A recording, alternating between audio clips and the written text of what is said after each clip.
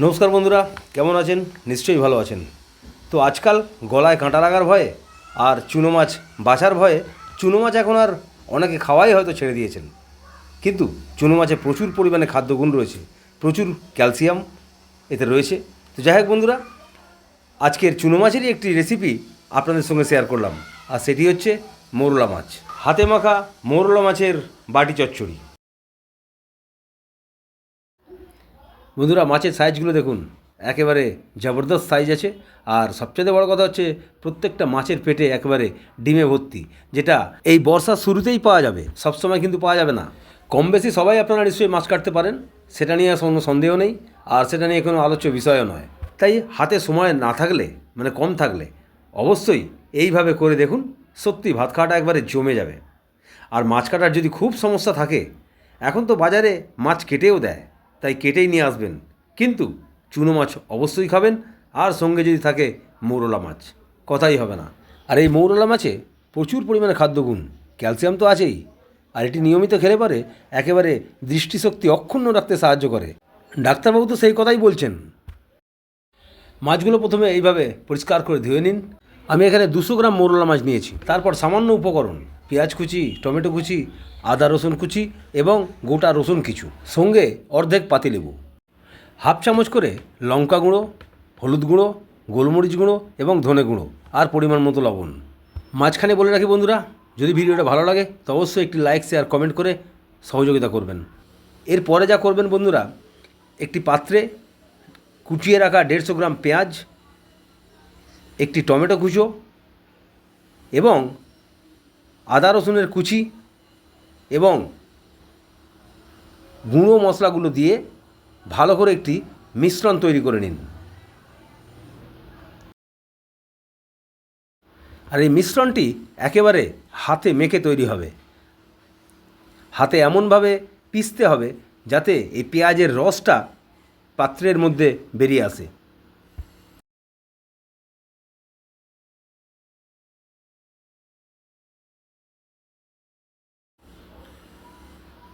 দেখুন, এই পাত্রে পেঁয়াজের রসটা একেবারে বেরিয়ে এসছে। ঠিক এইরকমভাবে হাতে করে পিষে পিষে পেঁয়াজটাকে মেখে নিতে হবে। পেঁয়াজ থেকে রস বেরিয়ে এলে ধুয়ে রাখা মাছগুলোকে এই পেঁয়াজের সঙ্গে একেবারে মাখিয়ে ম্যারিনেট করে নিতে হবে। মাছগুলোতে একটু পেঁয়াজটা মাখিয়ে নিয়ে ওপর থেকে গোটা কয়েকটা রসুন এবং অর্ধেক লেবুর রস পাত্রের মধ্যে দিয়ে দিন। এরপর বন্ধুরা 2 চামচ সরষের তেল দিয়ে দিন। এই সরষের তেলটা দিয়ে আর একবার ভালো করে হাতে করে মেখে একেবারে আধা ঘন্টার জন্য চাপা দিয়ে দিন।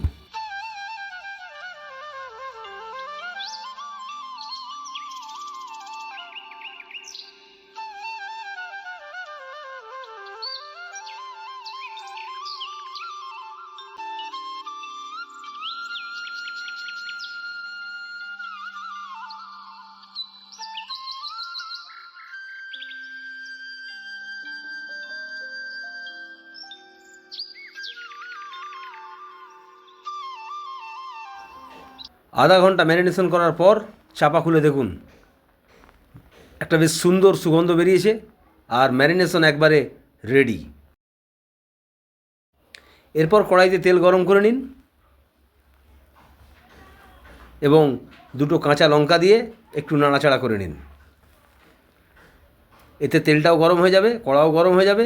এরপরে ম্যারিনেশন করা মাছটা দিয়ে দিন কড়াইতে।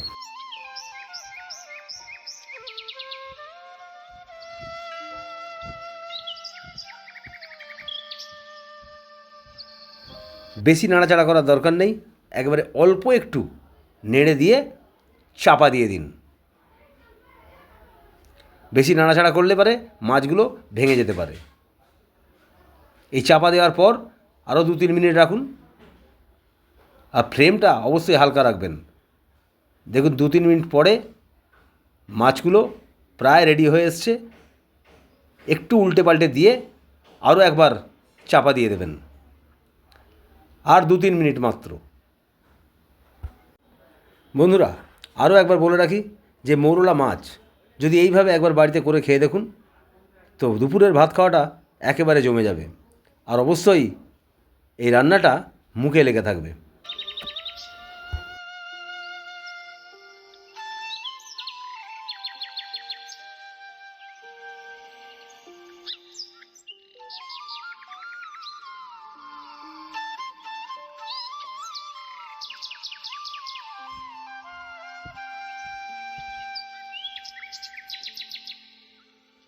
দুবার চাপা দেওয়াতে প্রায় 5 মিনিট হয়েই গেল, আর রান্নাও প্রায় শেষ হয়ে এলো।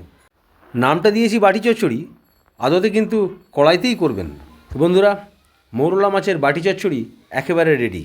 এবার আস্তে করে পাত্রে তুলে নিন। পাত্রে তুলে নিয়ে গরম গরম ভাতের সঙ্গে পরিবেশন করুন।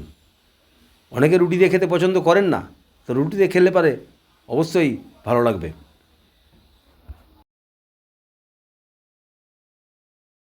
আর পাত্রে নামিয়ে নেবার পর উপর থেকে আর 1 চামচ লেবুর রস দিয়ে দেবেন, তাতে ফ্লেভারটা একেবারে ব্যাপক হয়ে যাবে, আর খেতেও অবশ্যই ভালো লাগবে।